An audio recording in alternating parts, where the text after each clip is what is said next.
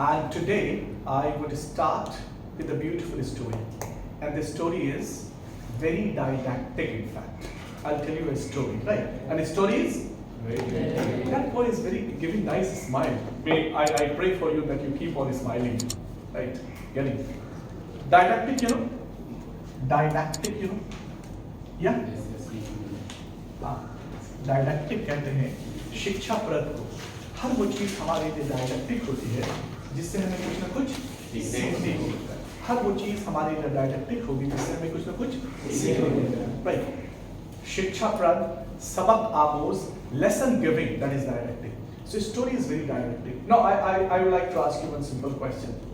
Everybody is dying to get success, yes or no? Yes, yes sir. Yes? Yes. You and I? Right. Everybody is dying to get success, but only dying doesn't do anything. Trying does everything. हम में से सब लोग प्रयास तो करते नहीं, सिर्फ मरते हैं कामयाब होने के लिए। प्रयास करना that is important, या नहीं?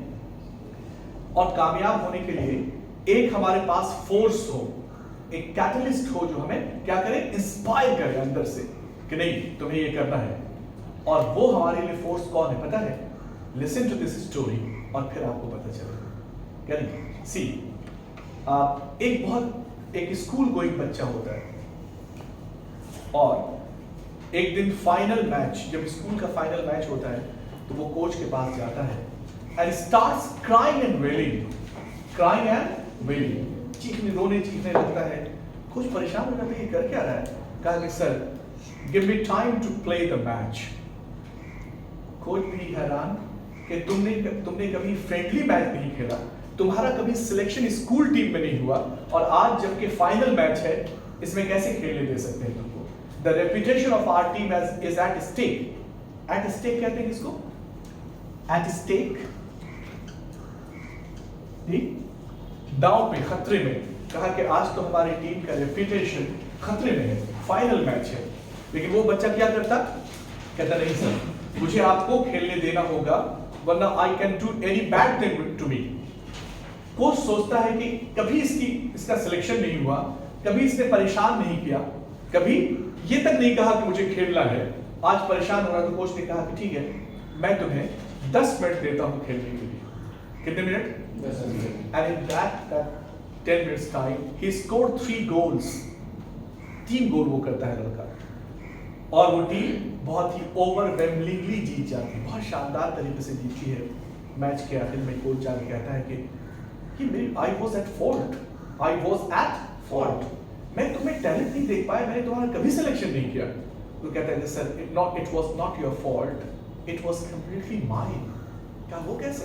कहा कि मैं कभी भी तबीयत से खेला ही नहीं, और आज मैंने प्योरली अपने पिता के लिए खेला है। तुम्हारे पिताजी तो कहीं नजर नहीं आ रहे हैं।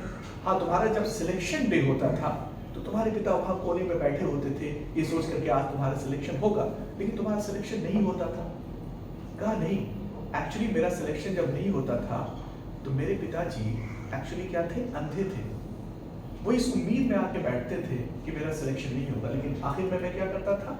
उनसे कहता था मैं तो बहुत अच्छा तबीयत से खेलता हूँ, ये डिस्क्रिमिनेशन है, भेदभाव है, कोच मेरा सिलेक्ट नहीं करते, सिलेक्शन नहीं होता उसका हो जाता है, वगैरह वगैरह। एक छोटी सी अभी पूरी कहानी नहीं, यहाँ पे रोक कर सोचो कि क्या ऐसा नहीं लगता हमारे पेरेंट्स भी अंधे? गॉड फॉरबिड वो आपके अंधे नहीं है, आप पटना में रह रहे हो, वो गांव में रह रहे हैं, क्या आपको वो देख रहे हैं? अंधे ही तो है, मतलब क्या आपकी खबर नहीं है? लेकिन सर गौर करो वो किस उम्मीद में वहां से देखते होंगे क्या कि मैं इतने सारे पैसे जो दे रहा हूं वो क्या करेगा? उसका सही यूटिलाइजेशन करेगा, क्या सही यूटिलाइजेशन मेरे पैसे का होगा और वो कामयाब होकर आएगा। वो घर पे न जाने कितनी परेशानी झेल रहे होंगे और वो आपको पैसे देख रहे हैं। सुनो क्या हम अपने पेरेंट्स को बहुत अच्छी तरह से जानते हैं। आप सिर्फ आंख बंद करके सोचो कि वो जो हर महीने में इतनी मोटी रकम भेजते हैं आपको, ह्यूज चंक ऑफ मनी, 8,000 और 10,000, क्या वाकई इतने पैसे उनके पास आराम से आते हैं या फिर वो कितनी मेहनत करते होंगे? आपको कपड़े दिलवाते हैं और सोचो उन्होंने कितने दिनों से अपने लिए कपड़े नहीं खरीदे होंगे। आपको जूता भी देते हैं ना, आप सोचो उनके पास कितने पुराने जूते होंगे। क्या आप यहाँ अच्छा खाते हैं, सोचो वो घर पे क्या खाते हो, किस तरह से मैनेज करते होंगे। और मुझे मालूम है इंडिया लिव्स इन विलेजेस, हमारे जो देश है वो गांव का देश है, हमारे यहाँ फार्मर्स ज्यादा है। मैंने तो ऐसा भी देखा है कि खेत में भी फसल है, कटा नहीं है, और उस फसल पे पैसे ले लिए हैं वो कि जब फसल कटेगा ना तो मैं आपको अनाज दूंगा। और कैसे दूंगा? उस वक्त का भाव नहीं, बहुत कम भाव पे, क्योंकि पहले एडवांस में कौन पैसा देगा ऐसे। सोचो इतनी परेशानी झेल करके आपको वो देते हैं। तो हमारे लिए कैटलिस्ट कौन हो? हमारे माँ बाप।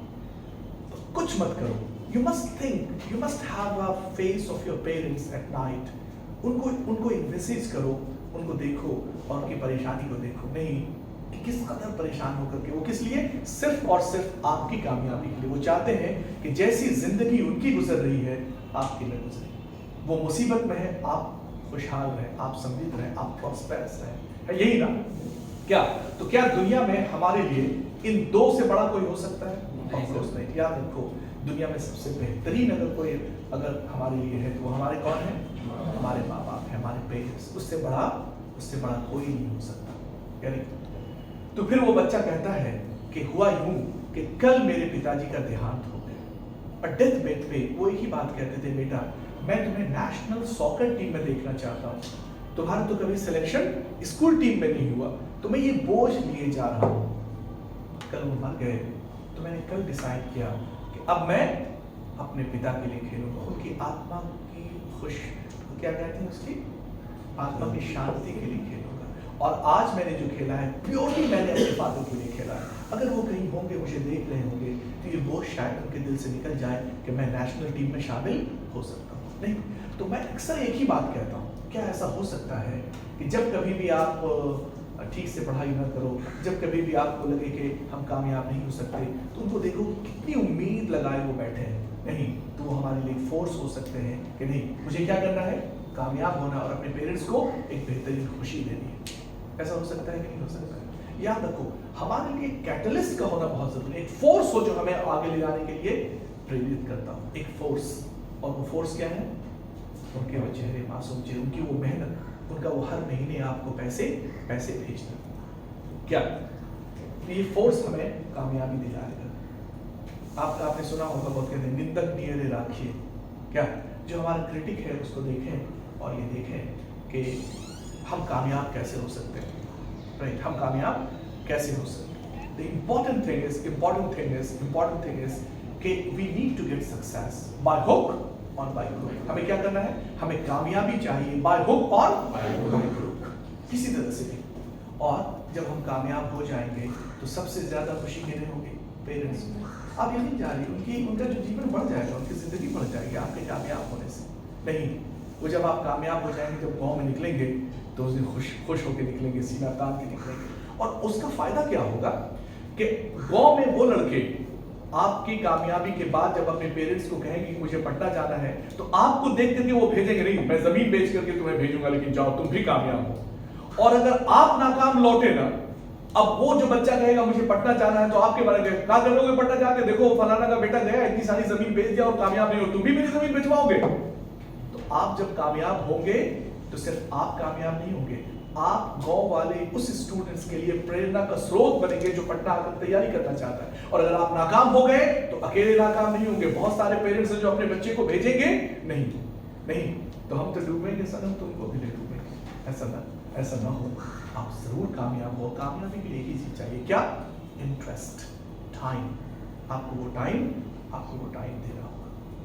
नहीं, एक छोटी सी बात बताए खत्म करूं, and after that we start the chapter. कि एक आदमी होता है, वो मेडिकल में कंपीट कर जाता है सक्सेसफुली, मेडिकल में, ठीक है? तो वो डॉक्टर हुआ, उसके गांव वाले रिश्तेदार सब खुश हुए कि अब डॉक्टर बनेगा, ये भी बड़ी कामयाबी है ना। उसी बीच क्या होता है, उसका एक चचेरा भाई डीएसपी हो जाता है। क्या? डीएसपी, बीपीएससी में डीएसपी बनता है। तो वो चचा इसको कहते हैं कि और बेटा तुम्हारा भाई तो डीएसपी बन गया, तुम तो उससे प्रोटेक्शन मांगोगे, तुमको तो प्रोटेक्शन देगा। सर डॉक्टर को डीएसपी तो प्रोटेक्शन दे सकता है, क्या वो एक एडमिनिस्ट्रेशन में जो है वो ज्यादा बड़ा होता है। ये बात उसको दिल पे लग गई, उसने एमबीबीएस कंप्लीट किया और फिर यूपीएससी की तैयारी करने लगा। और फिर वो यूपीएससी में कामयाब होता है, आईपीएस होता है। और फिर वो चचा को कहता है, चचा अब तो मेरा भाई हमें सैल्यूट करेगा।